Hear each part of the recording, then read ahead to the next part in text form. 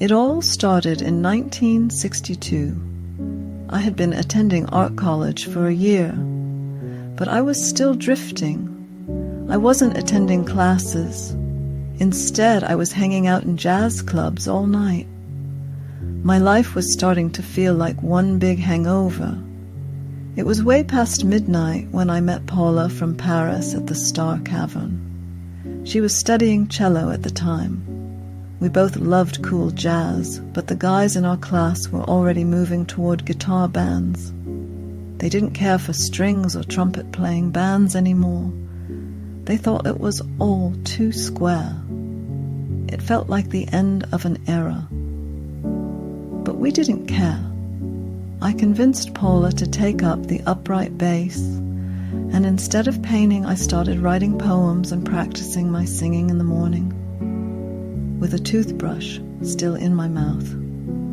I wrote about the light in the clubs at 4 a.m, surrealist poems with allegories and metaphors that didn't quite match up. You know, things like a trumpet sounding like a green velvet glove. It was messy, but it felt honest. Then things started to fall into place. Paula introduced Betty. She was the only girl drummer in the whole universe, at least at that time. Then I ran into Christine. She had just escaped from a secure ward. She could play anything you could blow, and she was good, but always with a sad undertone, you know, as if something was eternally wrong with her. And it was, as we all found out later. The 4 of us were at the Star Cavern constantly. We'd catch the evening sets, go home for a little sleep, and return at noon with our instruments. The owner let us practice there during the early afternoon. It was perfect. We had the whole dark, smoky place to ourselves. Just the 4 of us and the echoes of the previous night's music. That's where the band really came alive. And then came George. He was like someone from a different century, like he'd stepped right out of a painting you'd see in a museum. He even wore wigs on stage, like a judge. He was always saying, just give it a little twist. Then he'd hit these chords with those complex names or suffixes. I wasn't that big on music theory, but my ears understood what he was aiming for, and luckily it matched my weird lyrics perfectly. He was the only guy in our lineup, but that made no difference. He was one of us. He was that supportive type of guy, you know? He'd always help you find the G note, musically speaking, I mean. Our first song that played on jazz radio was I Scare You, Don't I? That was kind of an insider thing. You had to be in the know to love it. You know that eclectic voodoo those jazz folks have about themselves and their tribe? Don't get me wrong.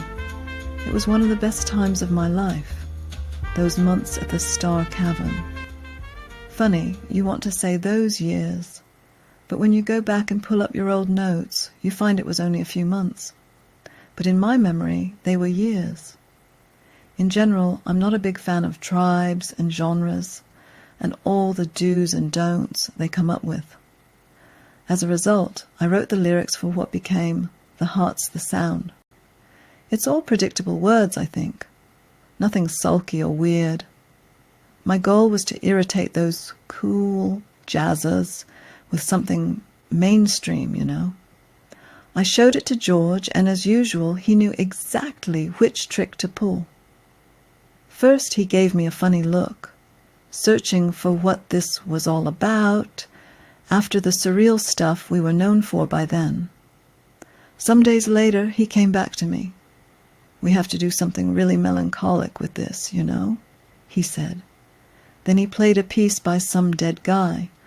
Not one of the wig-wearing dead guys he was usually into, but some Franz Schubert. And yeah, again I understood what he was after. And he understood what I wanted for The Heart's the Sound. And that was that.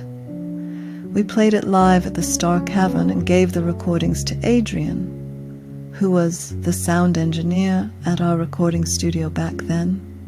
He turned some knobs and put some polish on my voice, and done. You know, some things come easy, some other things don't, you know.